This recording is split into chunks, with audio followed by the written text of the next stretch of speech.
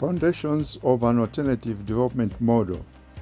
Fellow Zambians, compatriots, and the Zambian proletariat, in this address, I will be discussing the foundations of an alternative development model for Zambia, as seen by the Progressive Labour Congress PLC, the Progressives.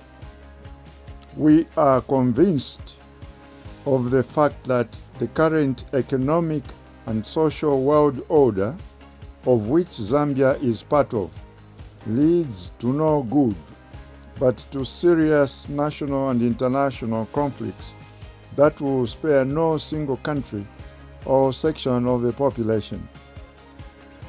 Bearing this in mind, the P.L.C.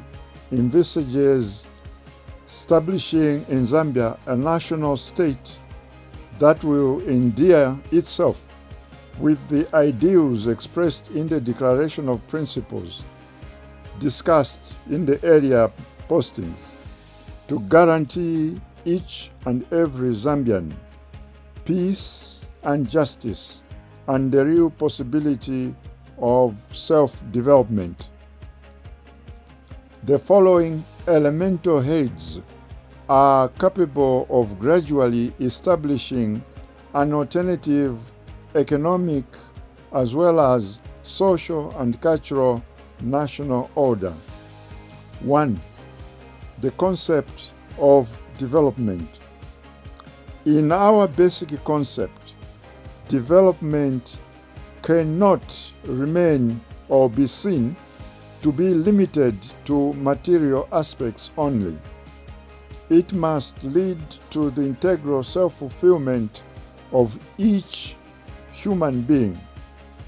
In the opinion of the Progressive Labour Congress, the P.L.C., the Progressives, development must result in the attainment of an efficient, humane, and inclusive economy guided by social goal. We acknowledge the importance of management skills, technologies, the need for profitable enterprises, and the role of market forces as key elements in the economic life and the overall development process. But we firmly believe that none of these elements can surpass or overlook the dignity of the human being, the value of his work, or satisfaction of his social needs, as always coming out first in our economic endeavors. 2. The role of the state. A democratic and efficient state must promote the common good and ensure social solidarity. Therefore, it is necessary for the state to promote an economic process that recognizes and acknowledges new kinds of social property and economic models in which private initiative, new work methods, and the dynamics of the state complement each other in a mutually agreed plan with the people for a mixed economy. 3. Economic and social consultation. This model of economic and social development must regard consultation between the agents of production as essential and indispensable. From this standpoint, workers' organizations, both formal and informal, particularly the trade unions, should take part in the management of the economy, both at micro and macro economic levels. 4. Social policy. The formulation and implementation of a social policy must be part and parcel of overall national economic planning and strategy.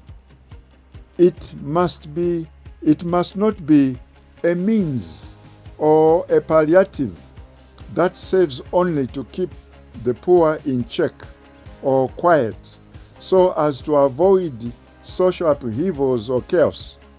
Social justice cannot be arbitrarily obtained away from the economic processes involving the production, distribution, consumption, and accumulation of capital or wealth. 5. Economic conversion and vocational training. The conversion of all the branches of the economy due to the emergence of new technologies should be done at the service of a human being in order to ensure that economic conversion process advances economic and social development. The public authorities must resolutely occupy themselves with the task of putting in place vocational training systems and programs that will improve the workers' levels of knowledge and skills so that they remain in the production circuit. The Progressive Labour Congress PLC, the Progressives, believes that new forms of financing of social security and the overall social protection schemes must be sought to compensate workers fully arising from the double negative effects which concern employment and social protection, made worse by the introduction of new technologies. 6. The future of labor. New technologies and the social demographic evolution everywhere, including here in Zambia, are now raising serious questions about concepts of human labor and full employment. Despite these developments, the Progressive Labour Congress PLC, the Progressives, in government will keep advocating, defending, and promoting policies that guarantee work for all. We mean work for all Zambians. For work is the main embodiment for the social recognition of the human being. That is why in the government of the Progressive Labour Congress, PLC, the Progressives, full employment will remain topmost priority in its socio-economic development program. This policy will be achieved by 1. The creation of jobs to satisfy the economic, social, and cultural needs of the people. We envisage the creation of state-owned enterprises in the needy and strategic sectors of our economy. 2. The sharing of jobs by means of a collective and individual reduction of the working time. 7. Ecology. Technical progress has to be subject to the rational use of the natural resources and the environment. It is therefore necessary to pursue a development strategy that takes into account the recovery and regeneration capacity of the environment. To achieve the concept of lasting development for our country, Zambia, the Progressive Labour Congress PLC, the Progressives, in government will pursue the adoption and the implementation of international environmental standards. 8. World trade and social justice. In the current form, globalization and the hegemonic emergency of multinational enterprises constitute threats to development, democracy, and peace. A new world trade system has to be established in which protectionism by the industrialized countries is removed and the prices of raw materials are positively revised.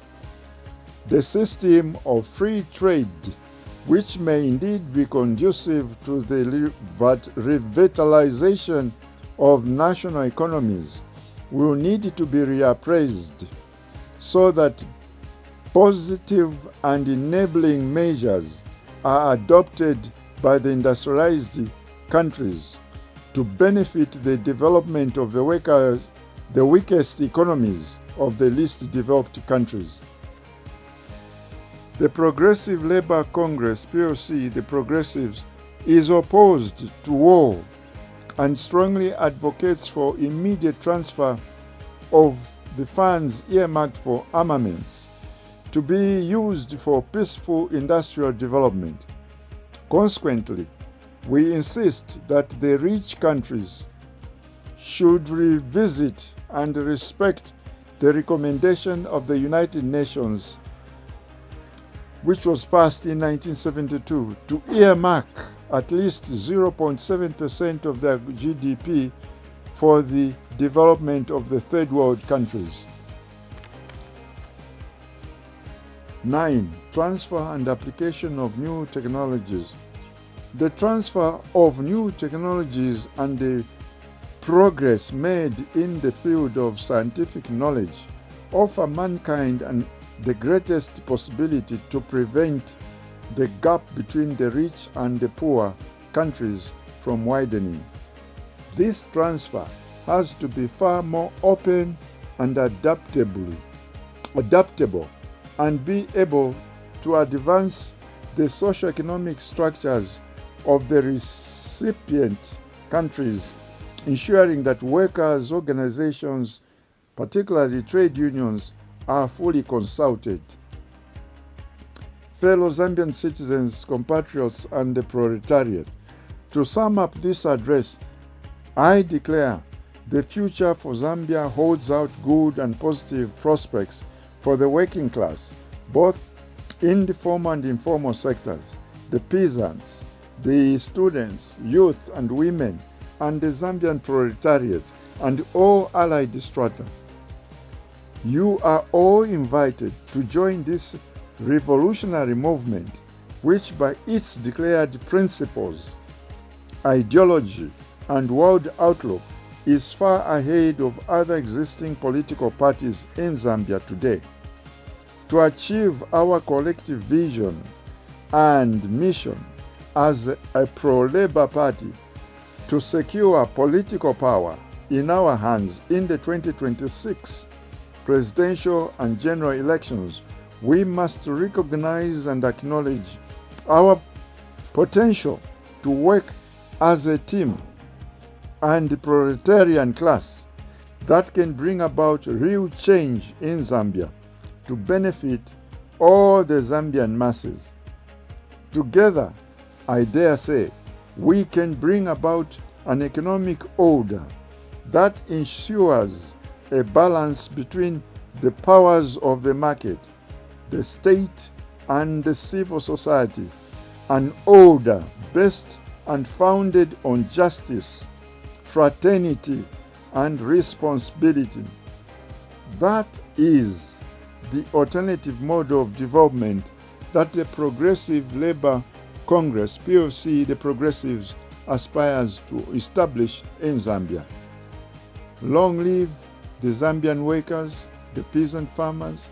Long live the proletarian revolution. Long live the student, youth, and women movements. Long live the cooperative movement. Long live the trade unions.